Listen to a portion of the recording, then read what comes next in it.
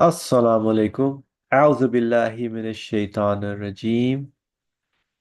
Bismillahir rahmanir rahim. Alhamdulillahi rabbil alameen.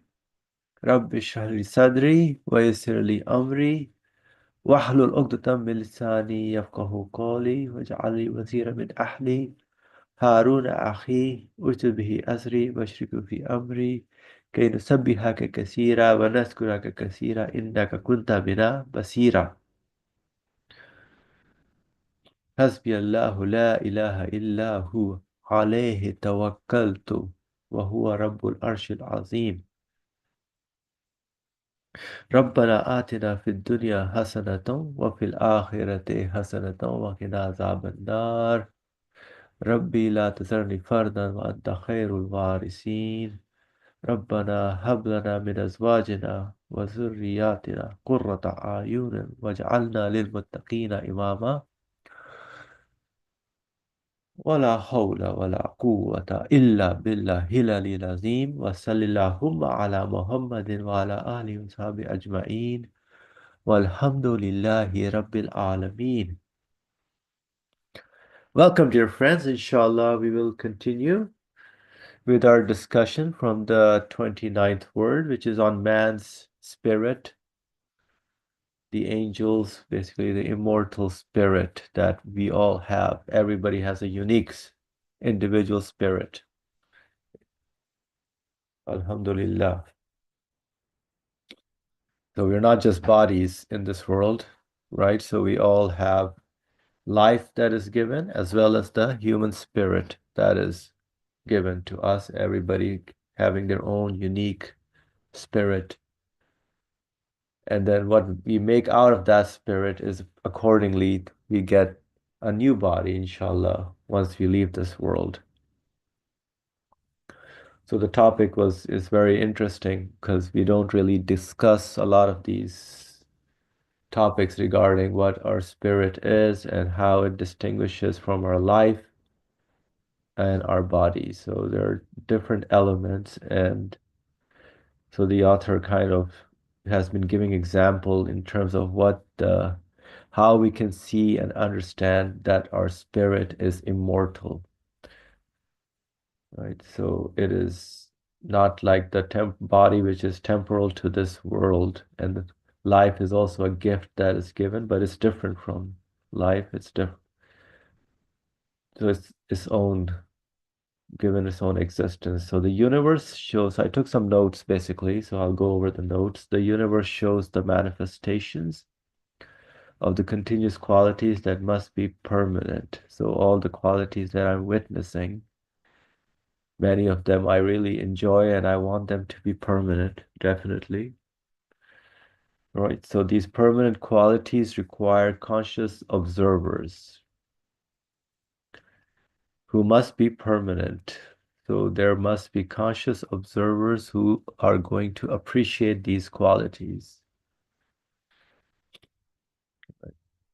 So human beings age and die, but human feelings do not age. I love this. The human feelings, they do not age. They don't die. They are like the program or form of human beings. Right? So the author was making the case about the law of formation or something that he was referring it to, right? To make the perfect, or the program, he said, right? Where was it? The program and the law of formation, this one. That's what he was discussing. So basically that part, that's what they're like the program. So the human spirit is like the program or form of human beings, basically. So it doesn't die, just like the feelings don't die, do not age, do not die. So they're always new and fresh. So for example, when I look at a painting, I love the art of the painting, not the canvas and paint. Simple example. So I like the book for the content, knowledge in the book, not the paper and ink. Another simple example. So does anyone mind that the paper side of the book gets old and another version of the book comes out, right? So the old book kind of gets destroyed, gets old, so the book gets renewed. So in the same way, my angelic side is, I mean, in this way, my angelic side, the human spirit, is attached to the angelic side of creation, which is why the angelic side of human beings must be preserved. This is just spiritual side. So do I lose anything when I die knowing that my angelic side is preserved? If I understand this, that I don't lose anything when my angelic side is preserved, then I'll be living with a good, peaceful harmony in my life. So my owner keeps renewing my body in this world, which I witness, right? Everybody can see they're changing, getting older. So the body keeps changing in this world. Now, if I understand that my owner is able to renew my body when I leave my body here, the body that I'm using here, when I leave it, does that matter to me that I'm going to leave my aging, decaying body over here? No. So if I have this understanding, then I must be comfortable, right? I don't mind getting old, don't mind being given death, although I don't want to die, but in the end, I'm sure that I will die, right? But the program, my formation, it does not die, though, my spiritual aspect, the angelic side. So I'm continuously changing, and yet I'm given the desire for permanence. So when I understand my source of existence is able to give me permanence, I live a satisfactory, comfortable life. So I added the comment. So we usually do not think about our human spirit, which is different from the existence of life. Yes, we see the body, and life shows the animation of that body, right? However, there is also the spirit that is unique to everyone, which makes one a human that feels, reasons, thinks, experiences happiness, pain, etc. within their being according to their capacity, their level, right? So it's unique to them. So the spirit is dominant in my being, as in not being infringed upon by the body, which decays. So although the body keeps changing, but the spirit is not changing. There's no influence or infringement from that decay of the body to the spirit. So last time we gave the example of using the smartphone. If the manufacturer tells me to get rid of this phone and that they will give me the latest new phone, I would happily get rid of the old one for the new phone, right? So a summary in terms of what we kind of discussed, but everybody, if you need more details, you can always listen to the previous discussion on this. All right. So this particular section we read was the subjective part, which was our own individual experience and feelings that we understand, right? In terms of how we can see that our spirit is immortal. So he comes, right? He says, "But clothes the spirit is subtle fine sheath, which may be likened to a body," right? At the time of death, then the spirit is not completely naked. It leaves home dressed in its body-like sheet.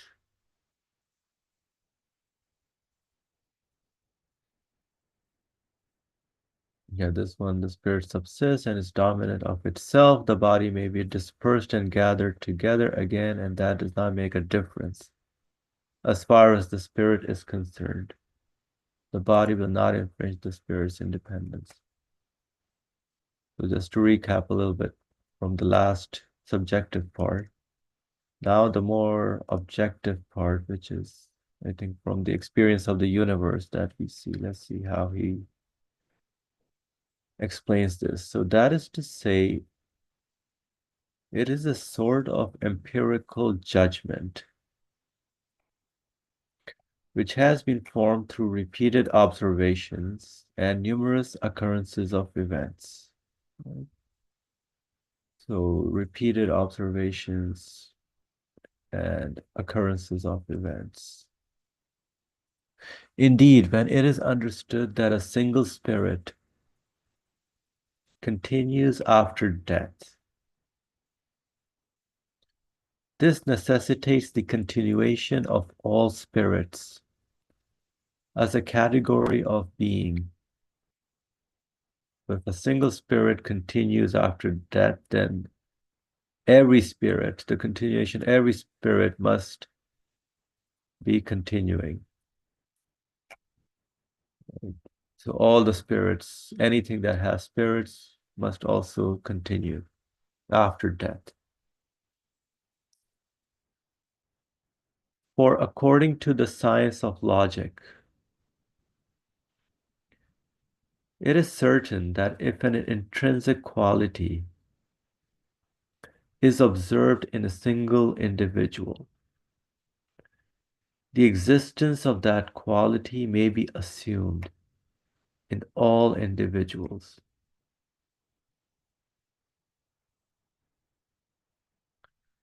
Because it is intrinsic. If it is intrinsic, it will be present in each individual. Whereas the indications based on not one but on innumerable observations beyond calculation and count, and the signs pointing to the immortality of spirits are so definite.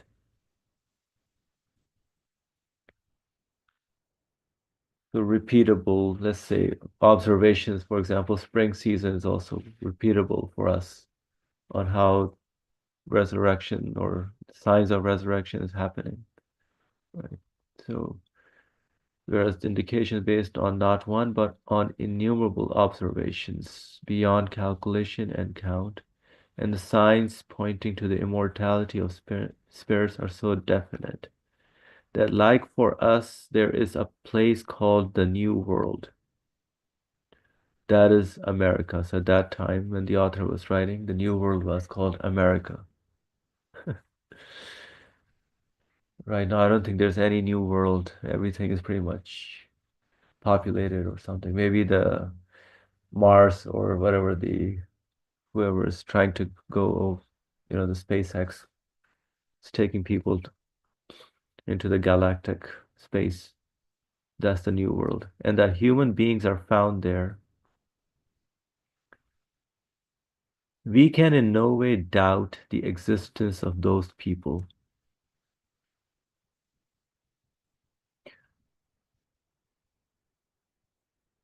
In the same way, it is unacceptable to doubt that the spirits of those who have died are now present in great numbers in the world of the inner dimension of things and in the spirit world, and that they have relations with us.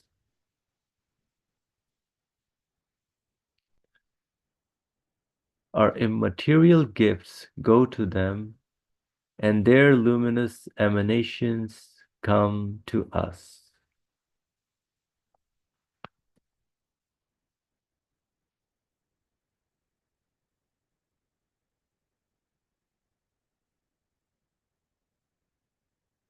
All right, let's see. Would anybody want to comment on this or anything that stood out for them?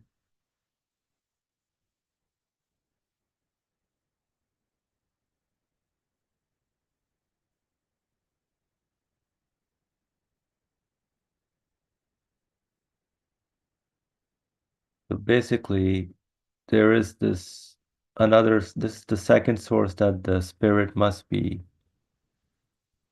immortal, right? So one was the subjective part in terms of me, how I'm changing, and the body that leaves, that stays here, but the spirit or the individual angelic side never dies because the qualities are necessitate that.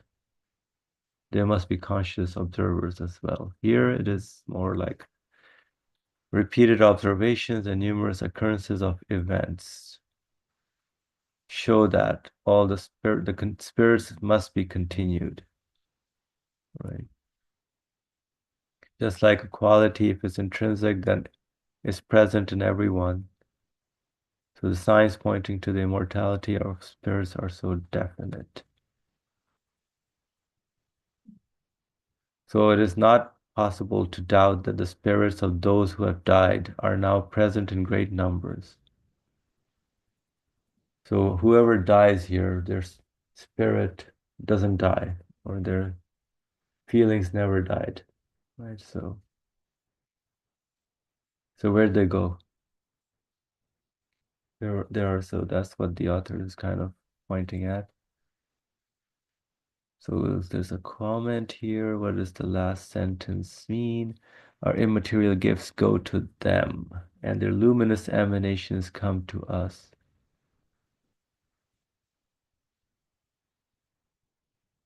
Yeah, good question. So our immaterial gifts.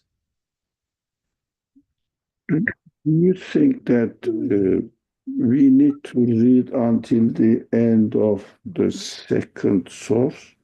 So we can understand that the subject is related to the spirit Mhm. and not being changed and not subject to dissolution, destruction, this kind of subjects. And then we can analyze it all together, the second source. Inshallah, let's do that. Mm. So let's keep that in mind. Let's keep your question as well. So moreover, with certain intuition, one may perceive with one's conscience that a fundamental aspect of man continues after his death. And that fundamental aspect is the spirit. As for the spirit, it is not subject to destruction and dissolution. This is because it is simple and uncompounded. It has unity. So the spirit is simple and uncompounded. It has unity. Comes from that absolute source. As for destruction, dissolution, and decomposition, they are the function of complex and compound substances. As we explained above, life ensures a form of unity within multiplicity. It causes a sort of permanence. That is to say, unity and permanence are fundamental to spirit, from which they spread to multiplicity. So unity and multi-permanence are fundamental to the spirit, from which they spread to multiplicity.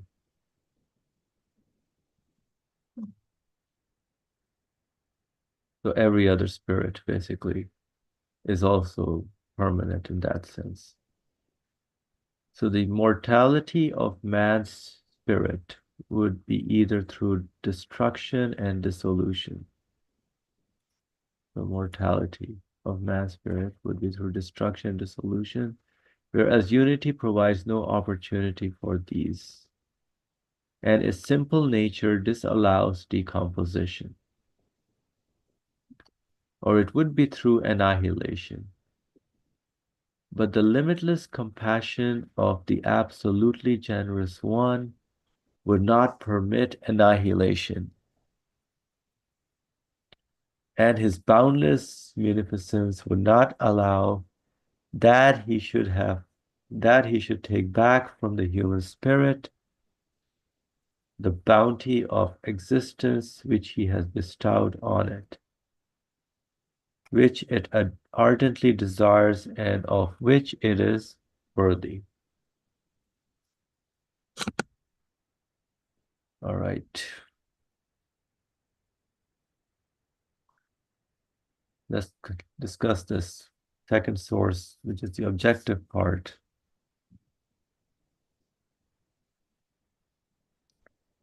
Mm. Uh, can I say something? Yes, let's start something. Yes, please. Let me start the conversation, inshallah. So, everyone, everyone in the Zoom and here, inshallah, please let us know your comments and if there is a question. Now, objective, it means we see. We have to remember, first of all, that we have been studying this subject, and the subject is about the spirit, but the author started talking about life because we see the living being and the difference between living being and non-living being, animate and inanimate beings. We can obviously separate, and no one can deny that living beings have something different from what non-beings don't have. This is called life. That's why it's called animate being. Anima means spirit. Anima, I think it's Latin or something, but I learned it means spirit. But of course, this secular philosophy understands anima, life, instead of spirit. That is the secular mindset's confusion. But we know that plants have anima, life. Sorry, let me not confuse the term. Plants have anima but don't have spirit.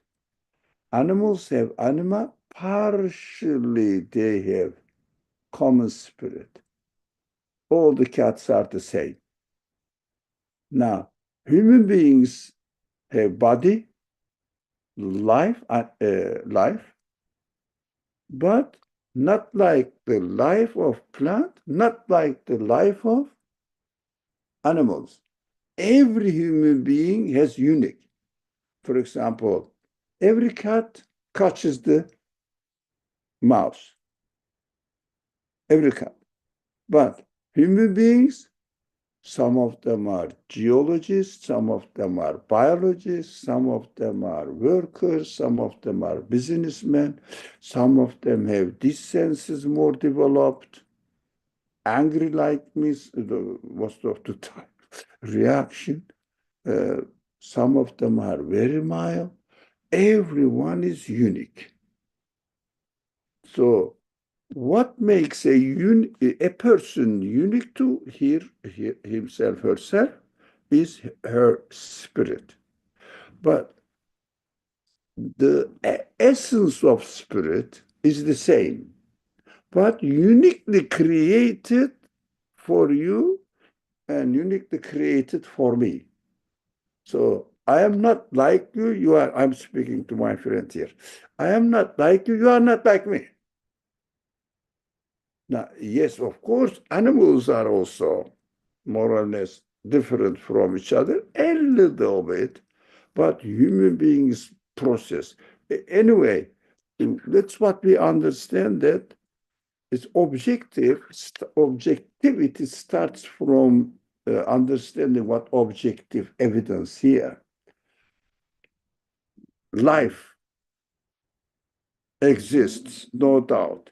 Continue. Another example the author is giving, the laws, the principles of creation. Principles of creation always different from the matter itself.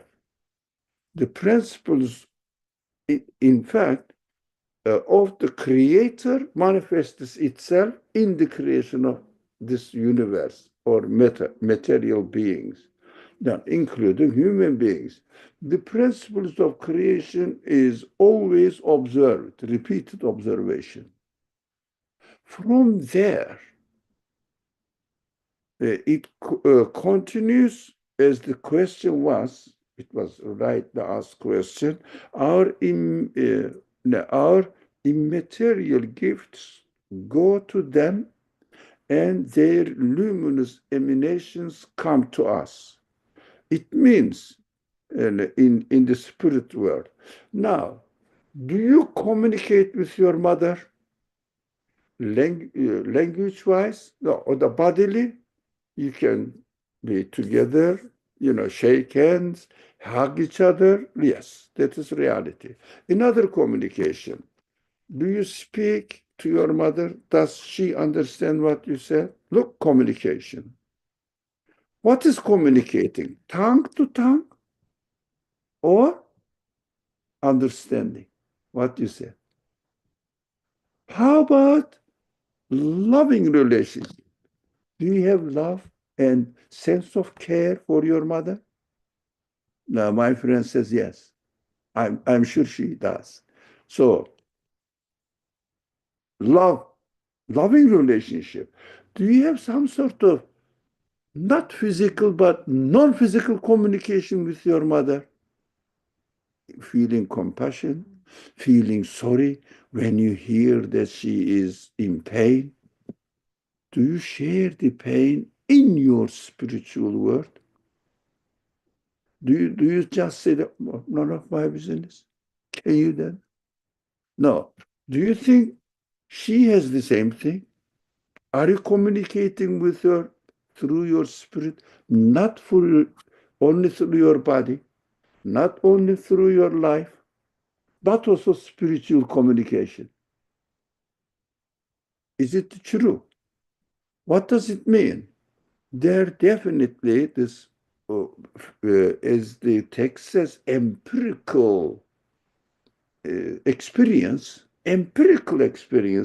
demonstrates that we have spiritual side, loving for each other, sorry for each other, having pain. For example, if, for example, God forbid, a parent, uh, a child of a parent dies, why do you think they cry?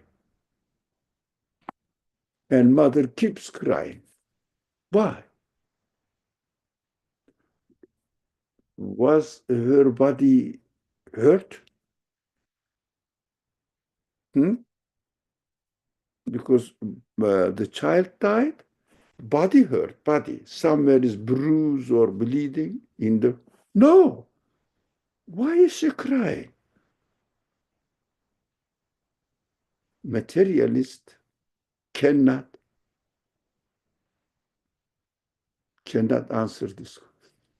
Impossible. Those people who don't believe in spirit cannot answer. It means definitely, as the word says, certain intuition. With certain intuition, maybe misunderstand a certain person. We don't know what it is, but it must be. It should be a with a certain intuition in English. But the text says with certain intuition means intuition that I am definitely, although physically not touching it, but I am definitely experiencing the intuition which is about which I am absolutely certain. The language is very clear in original. That's what I checked. But in English also, if someone is careful, understand that certain intuition means definite intuition. No doubt, beyond doubt intuition. It means non-physical experience is real life experience in my life. You are sitting here. I'm speaking to my friend. You can apply it to yourself because physical relationship is, in-person meeting is something priceless. So you are sitting here. Are you comfortable? Oh, all right. Are you happy that we are discussing this lovely subject, this essential subject that really to make sure we have spiritual connections with other spirits, even with plants? Beautiful plant attract your attention. You see, you have your spirit is connecting the spiritual, in quote unquote, side of the plant, beauty, smell, whatever.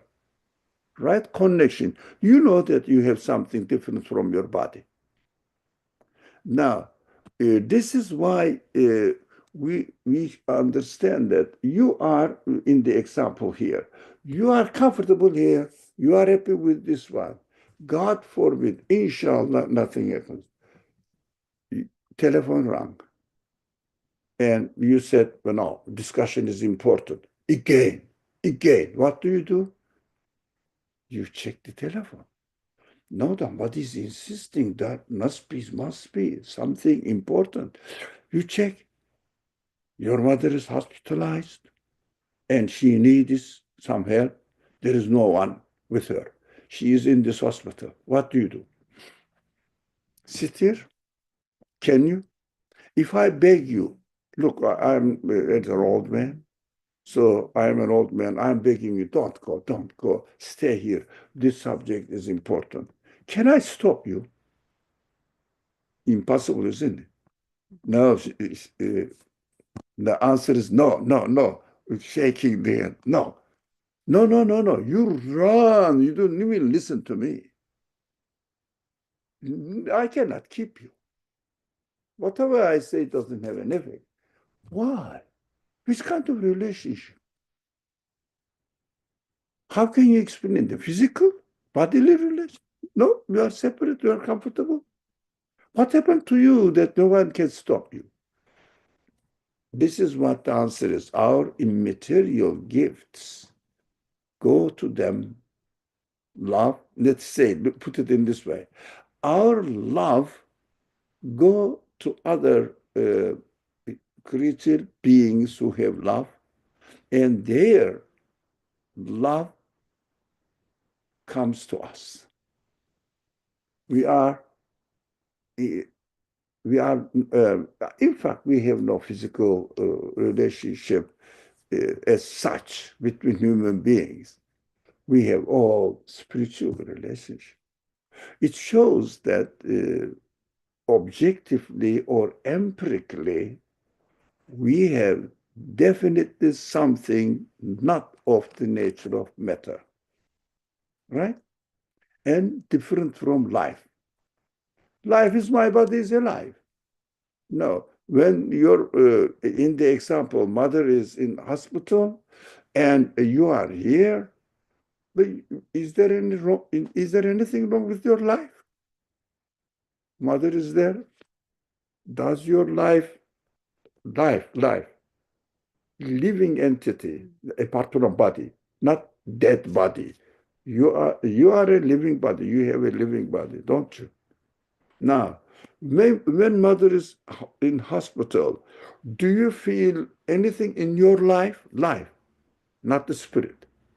But your body is comfortable, your life is comfortable, but something else is not comfortable at all. What is that something else? That is called spirit. Beyond doubt, not to believe in it.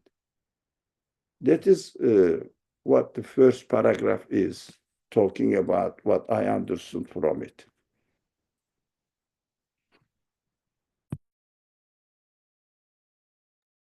MashaAllah, that was beautifully discussed and explained, Alhamdulillah.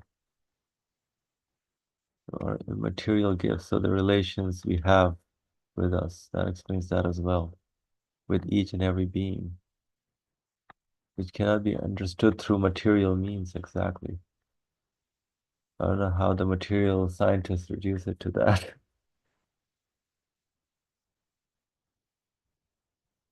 Yeah, and of course, there are luminous emanations, others, angelic side of the other beings, their spirits also come to us. So there's a different kind of relationship that happens from spirit to spirit.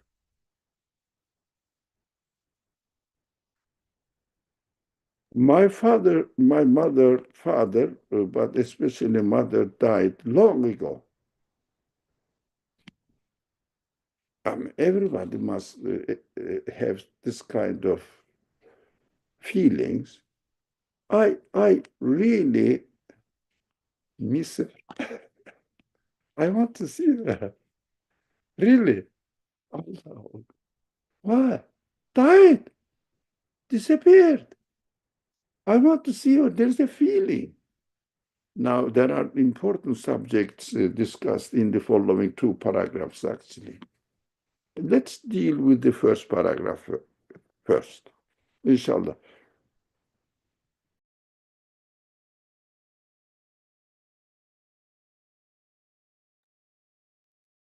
Yep. So the certain intuition, as you mentioned, right?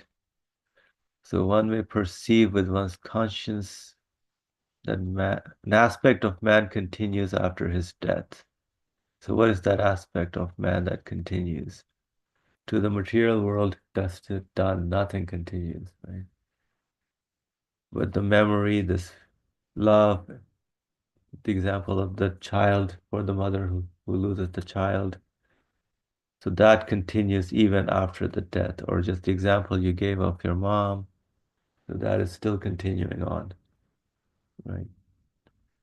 And that fundamental aspect is the spirit. So that's not, yeah, so definitely not the body, definitely not the life that human beings have, but something else within the human beings, which is the spirit.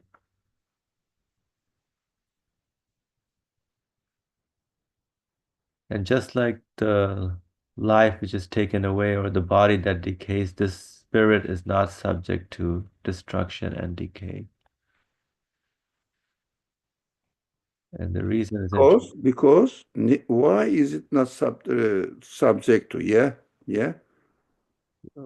That's the question. Simple and uncompounded, which I don't really understand what he means by simple and uncompounded.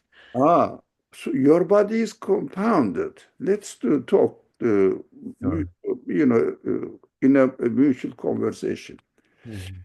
Yeah, our body is compounded, isn't it? I have my arm different, my skin different, my Right. bone different. Yeah, Right. our I body is compounded. different. Yeah. So anything compounded It's complicated. subject to dissolution, I destruction and dissolution, because pieces can get separated from each other because they are pieces.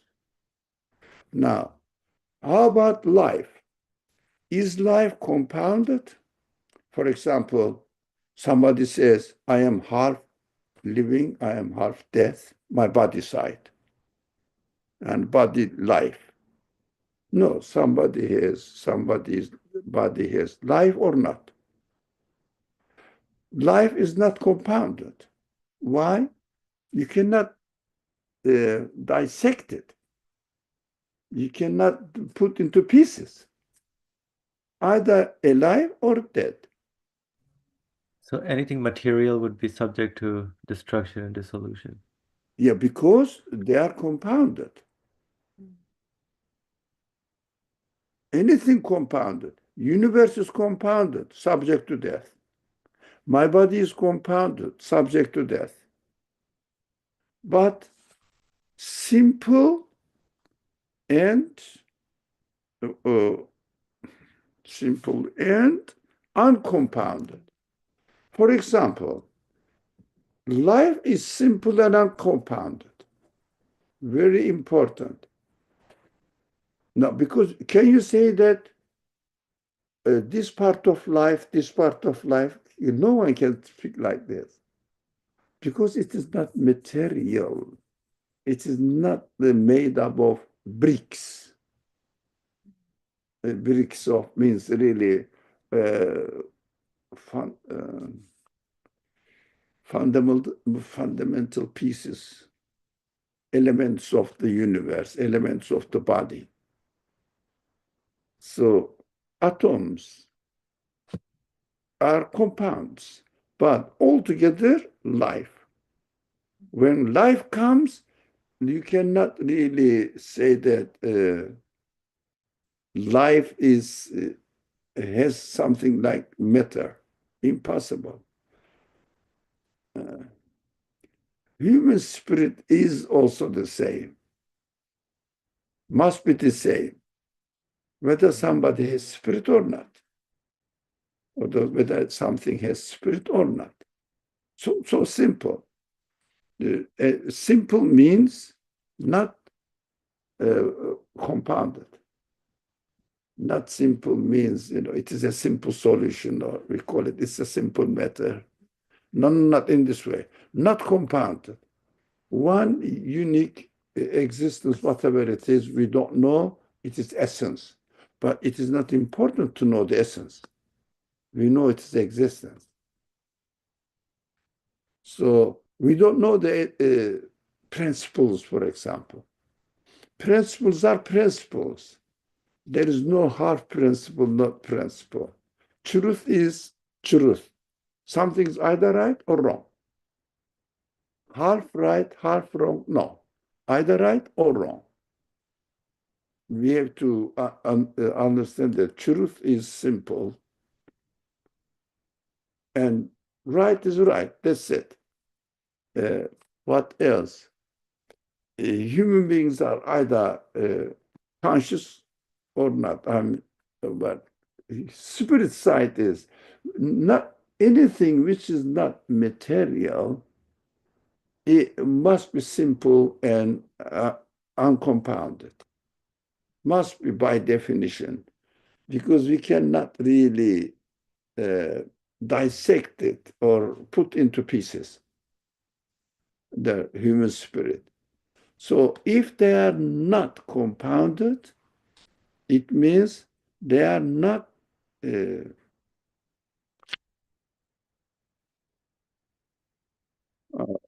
they cannot be distracted, they cannot be dissoluted. They cannot be, because they are not compounded. They are not subject to change. Compounded things are subject to change continuously, but human spirit doesn't change.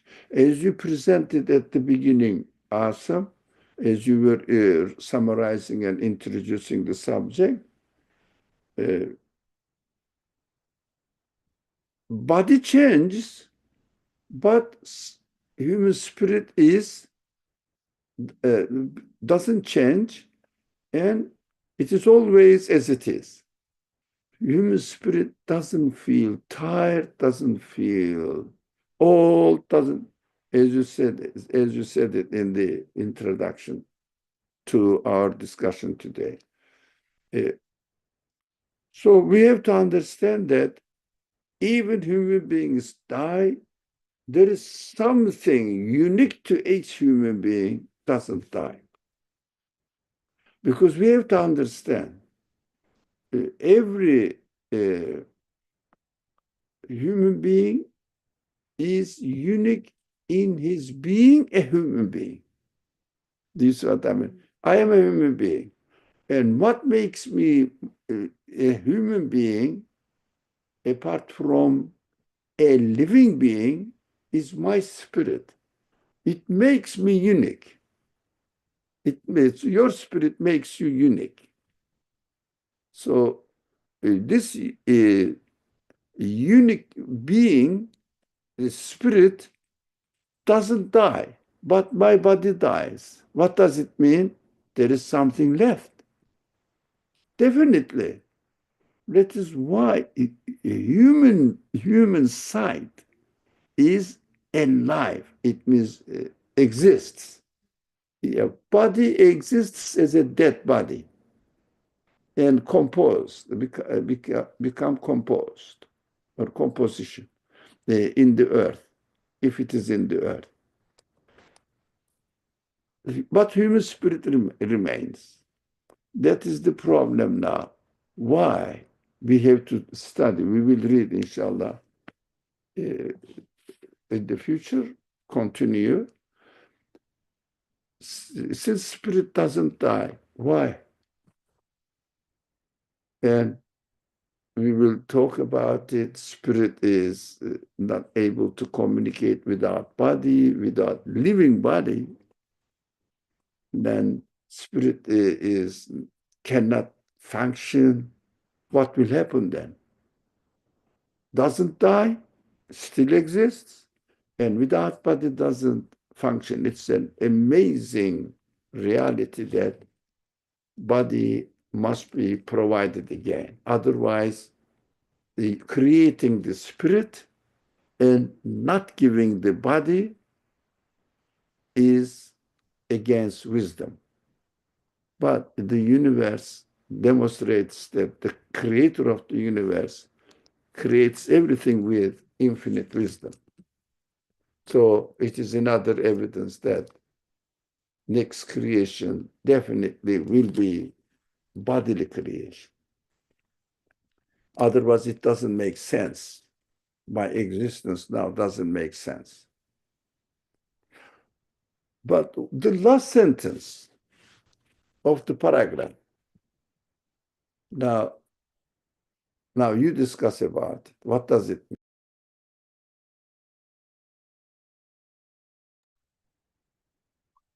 Yep. So the author introduces life. This life ensures a form of unity. All right.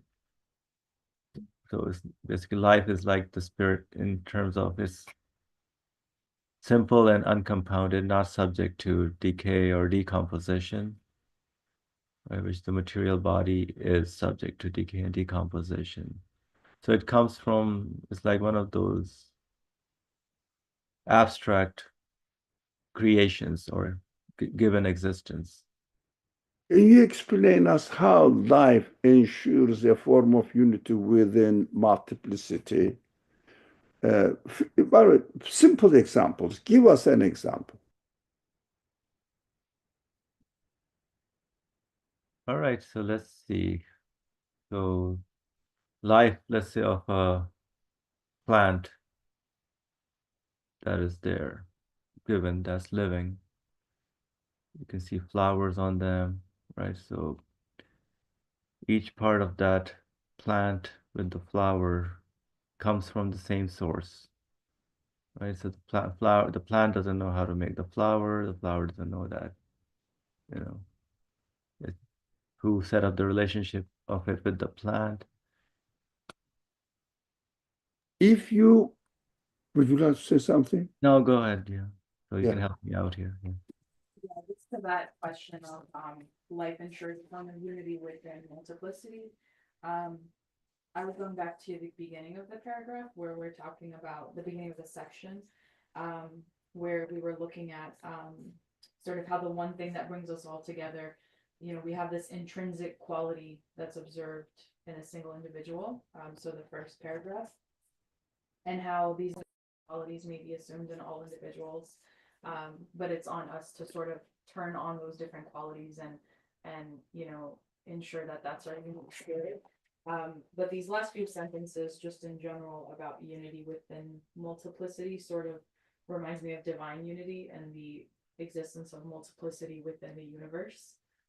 So the one thing that brings everything together is the creator, and likewise when it comes to our spirit, you know, it's a given spirit from my maker. So within multiplicity, within all these material lives or beings or people, um, the individual spirits that are connected by the divine unity or the divine oneness of one creator, sort of manifest that multiplicity. So what I understand there is simply, for example, your body, or you gave the example of the plant. A plant's body has millions, maybe billions of cells. Each of them is multiplicity, multiple thing. When you cut the plant, what happens? Decomposes, there's nothing left. They dissolve. They, they, all the pieces start separating from each other and becomes a compost. Separates. But when it is alive, all the pieces are working in unity, together. Let not confuse the language. They work together. They don't dissolve. Why do you think your body doesn't rot? But when there is no life, your body rots. So life, life ensures a form of unity within multiplicity of the pieces of the body of the living being. When there is no life, they dissolve. Life makes everything work and continue working together. Now, is a kind of life is a what the text says. It causes life. Life causes a sort of permanence. When there is no life, permanence is gone. Permanence of the body is gone. That's to say, unity and permanence are fundamental to spirit. Now, because body preserves, or body is preserved because of the unifying factor of life. So when there is no life, body disintegrates. Now, it means body changes, but the life doesn't change. As long as life is created within the body, right? So when life is not created within the body disintegrates. So it means body is subject to dissolution, but uh, creations or creatures, the beings which are not multiple, made of multiplicity, they are the unifying elements. And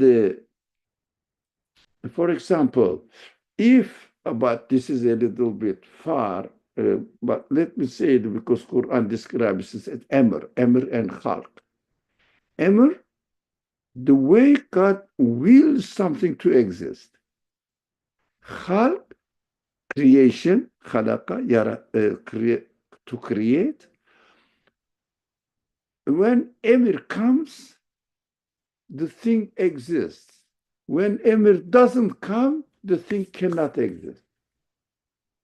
So Emir is what we call now in this world the way the things are created, the principles of existence, which means, as you said, the creator's will applied, universe exists, then everything is unity continuous. When there is no command, will of the creator to create, everything will be dissolved and disappeared from existence. So the laws of creation are the unifying factor.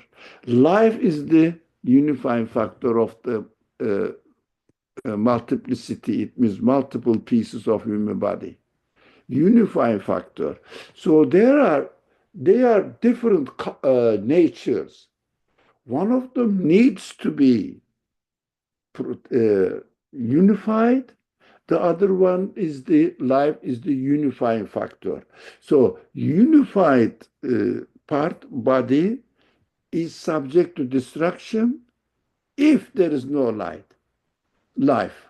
So if there is no life, for example, if something happens, gangrene, yeah, there is no life there. What happens? That it falls away.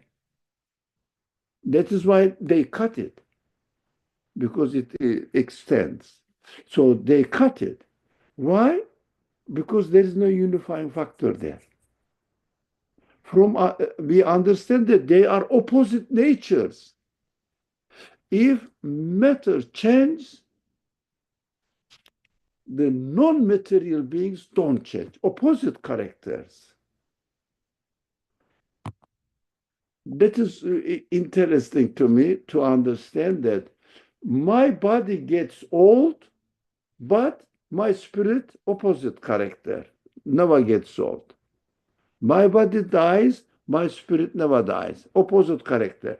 Material and immaterial beings. But we know that it exists. But the last sentence says in a very interesting subject and very essential subject. Even time is up, I don't care. This last sentence must be studied and understood. Last sentence of this paragraph, that is to say,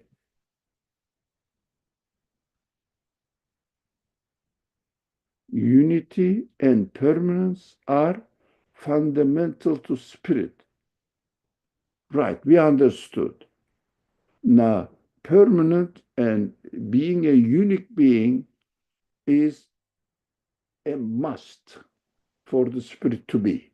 It means it must be permanent, it must be fundamental, and it must be a unique spirit. Unique spirit, sorry. Unique spirit. My pronunciation. Making joke. Brother Adem, Assalamu alaikum. Yes. do you remember you corrected me? Don't say, but the correct form is unique. Do you remember this? You taught me this. Vaguely remember it. Yes. I remember in Philadelphia. So I still confused. But thank you teaching me this. Now, spirit, life, they are unique beings, but the most essential part is from which, from the spirit, do I understand it correctly, Asim, or our friends? From which means from the spirit, correct? Yep. Now, they, what are they? Spread the multiplicity. Translation is not clear, but I don't know how to make it clear. Now, the original text says, because it was so important. Now, because it is unique, but some multiplicity, it means different qualities may spread from it, come out of it.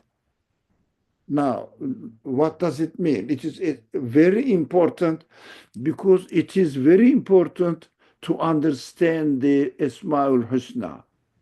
It means names of God. Now, first we have to experience it within ourselves. I think this is a very, very sensitive and essential subject.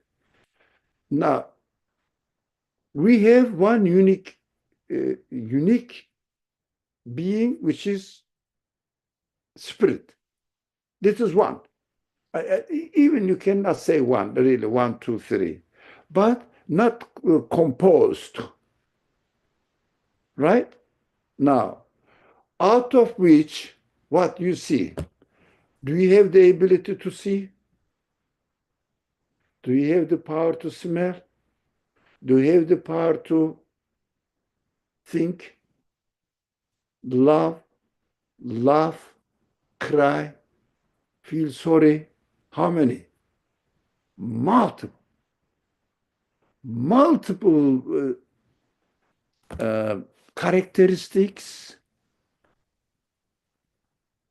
spread from it. But also, your essence is one spirit. Is it really true?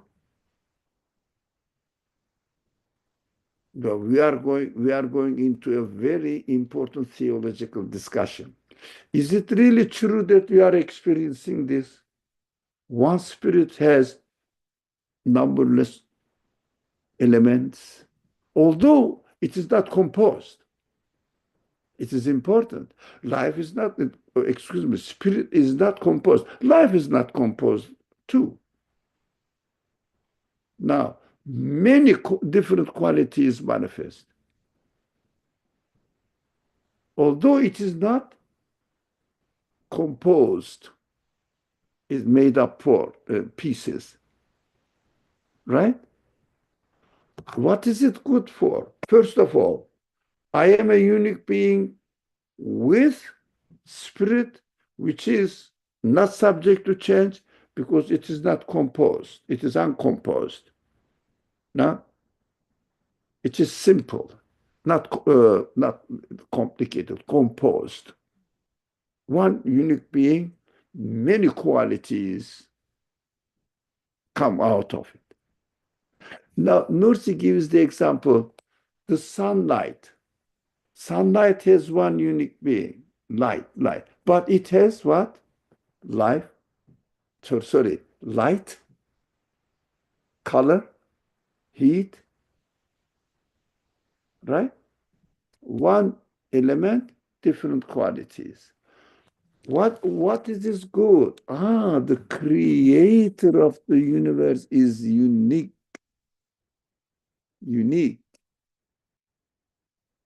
And his essence is not composed.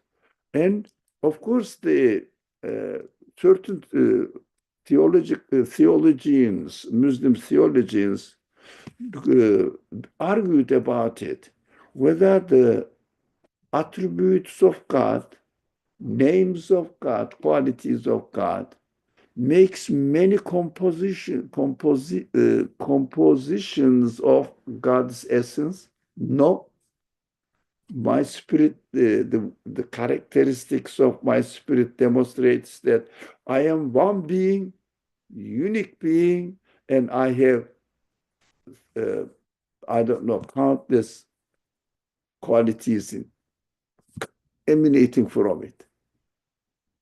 So, essence of God is one, not composed, absolute, but he has many qualities. If someone knows the argument among the Muslim scholarship about attributes of God, sifat, Esmaullah, Sifatullah, are essence of it, separated from it. The argument, if you read that, this last sentence of this paragraph solves all of them. Stop arguing. Your own spirit witnesses that there is no problem attributing endless number of qualities to one essence of God, absolute being. I am not absolute, but my spirit is permanent. Do you understand? Somehow, in another section of the risale-i, the same author explains that human beings are created with a quality so that they will understand who their creator is and which kind of being is it. It is, sorry. All right, let's say what Adam says. Now, let me read this. Adam says, instead of the word composed, can we use the word constituents or constituencies? Yeah, maybe better. That is up to you. I'm not for English here, but if you feel more comfortable about constituents, members, but I would say, yes, it must be so, but I cannot really make a distinction between constituents or constituencies. Yeah. People who are engaged with politics, they may understand this constituents in another way. What do they understand from it? The groups of the same party or something. Yeah. So, but we can use it here, being aware that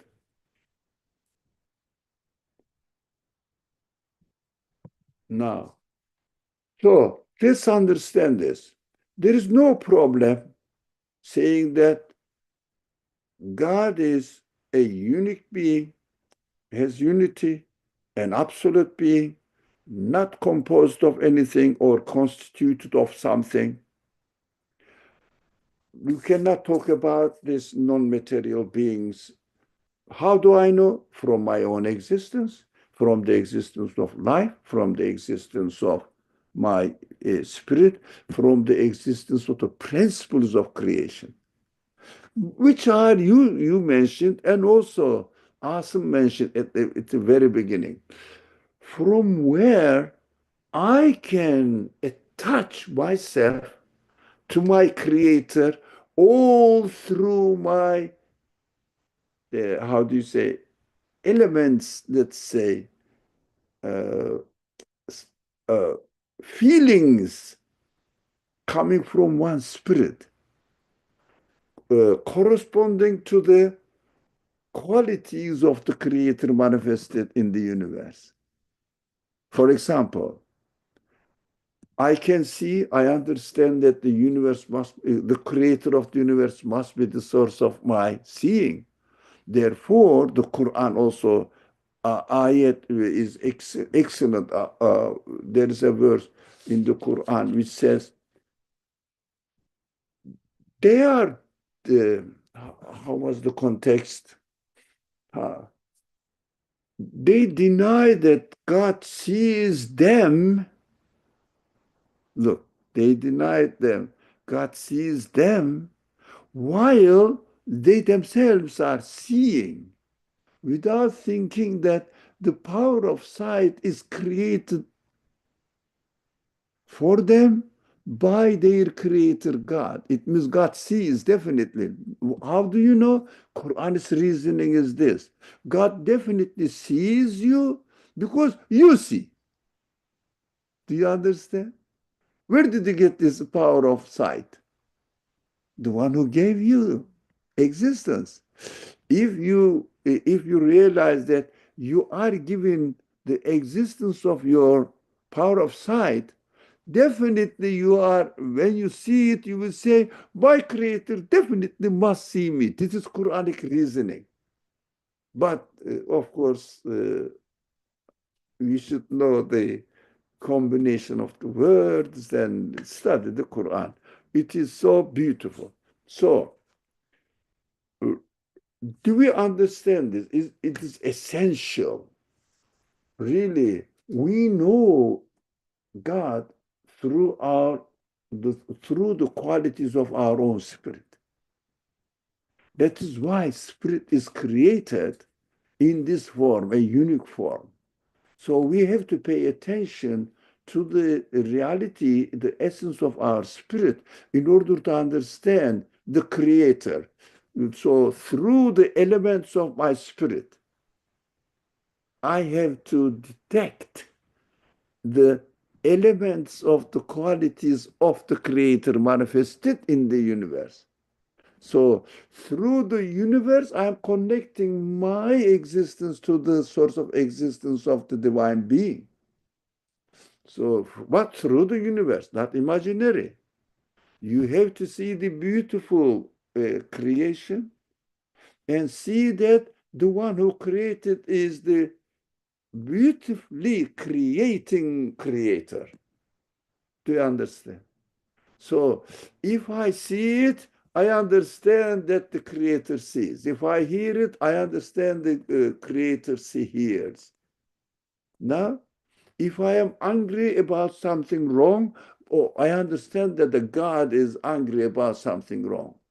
But when I misuse my free will and not really give the right of my qualities, it is created for the purpose of understanding the creator, and turn it down, saying that there is no creator, for example, doesn't mean that my creator doesn't exist. I am denying it. I have the free will to deny. But I am created in order to acknowledge the source of my existence. How? Through the elements of my spirit, I understand the elements, if you like, qualities of the creator. Do you understand the relationship? But we should never ever forget that we can connect this only through observing the universe. Evidence, seeing the universe, communicating through his work. For example, the simple example, art example. Do you love a beautiful art? Yeah. For example, I have these because they are beautiful handwritings, art. They are very precious handwriting. Now, if a thief comes into this house, the first thing they should take these things. They are special handwritings, thousands of dollars, each of them. Yeah, I know them. My niece is expert, or he sells them, thousands of dollars. Yeah, but they don't know the value of it. If they come here, they will go back. Nothing to take, they will think. But these art is there. So only through the sense of appreciation of art, I can understand the qualities of the artist. So if I don't communicate with the piece of through the piece of art, I cannot understand the source of existence of the artist's quality of artistry. I think it is clear now. So we have to use our spirit in order to understand the source of our existence. Before we could, I know I spoke a lot and I didn't let anybody to say anything. But the very last question is essential, or not the question, the request. I am not absolute. No, no. Yeah, yes. I am not absolute, but my spirit is permanent. Yes. But the permanence of spirit, that is a good point. Although I am not an absolute being, I need to be created. My spirit needs to be created. I don't know how it exists because it is created, right? It doesn't have its own independent existence. Is there no quality? I cannot really control my spirit. And I have no right, no quality to do that. But I found it as created in the form of permanent and unique, simple, uncomposed being. Now, all right, please so say, spirit is permanent. Please say more. That's what we have been talking very hard, maybe. That is very important to understand the necessary existence of the Creator as an absolute being, but all the qualities I see in the universe manifested, these qualities come from one absolute, unique being, which is called a divine being. That is called, Quran says, God. By using ourselves, we understand this. Now, thank you, but it's an exciting time. I am excited about this subject, mashallah. So, thank you. Thank you, Brother Ali. Yeah. So the last paragraph basically that says the human spirit, the bounty of has been bestowed the bounty of existence, basically. Right? So this human spirit is also created in terms of it has been given existence. That is why. But it's not subject to decay, which is why it's permanent in that sense. Right? It's not of the material nature, it's something different. And of course, as we were discussing, through the spirit is we can venture and see all the different qualities. Right? That's what the spirit allows us, and that's how we can know who our source of existence, what his qualities are. All right. Okay. So any other final comments on this last paragraph? Anybody wants to share anything? Okay. I think we can stop here then, inshallah. Beautiful discussion, alhamdulillah. So, Bismillah ar-Rahman ar-Rahim. Subhanaka la ilma lana illa ma alamtana innaka anta al-alimul hakim. Wa akhiru da'wana alhamdulillahi rabbil alameen. Bi hurmati Surat al-Fatiha.